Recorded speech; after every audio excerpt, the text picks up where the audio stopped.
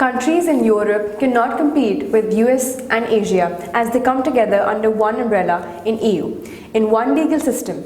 Movement in Europe is very easy, but economically there are a lot of institutions in EU, but now we should only focus on Commission, Council and European Parliament. EU was formed after the Treaty of Rome. It gave no power to EU Parliament as European Parliament was not part of the law-making parliament.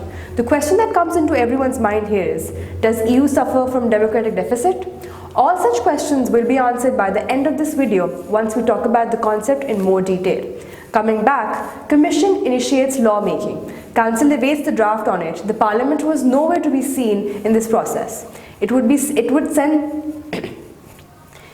send suggestions, but it was ignored. But with the passage of time, a number of treaties with Parliament got more and more powers. Now the Parliament is powerful and an equal effort, but still the Commission initiates and Council drafts it. Direct effect comes from the ECJ. It is case law based. It doesn't come from any treaty. This is where an individual can sue for the rights granted to them by EU directly before national courts. Going to ECJ for rights is costly and time-consuming, so the citizen won't make the effort. It would mean that EU's power is diminished.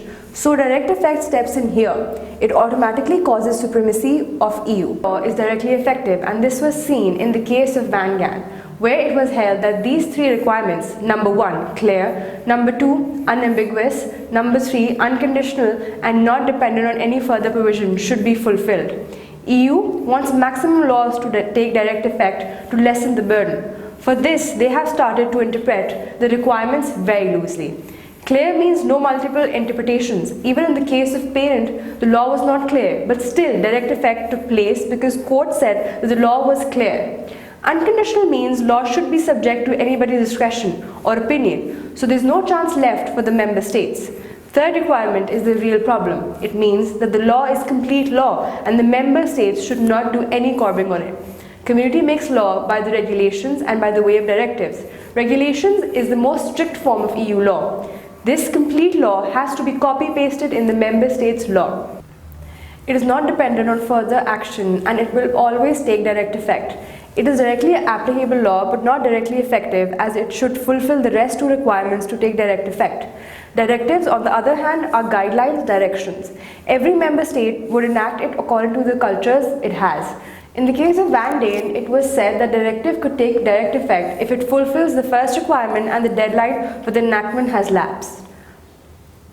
If it is enacted with the deadline, it would become a national law and direct effect would not take place. Directive will only take direct against state? Directive will only take effect against state now. Directive will only take effect against state and not individuals because it's state's fault not to recognize a directive.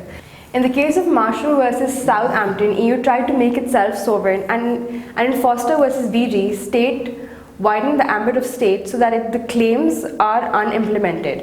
In direct effect, it is said that when a judge interpreting the law made under the directive, they should interpret the law in the light of the directive. This is a very good decision which was held in the case of one consuls.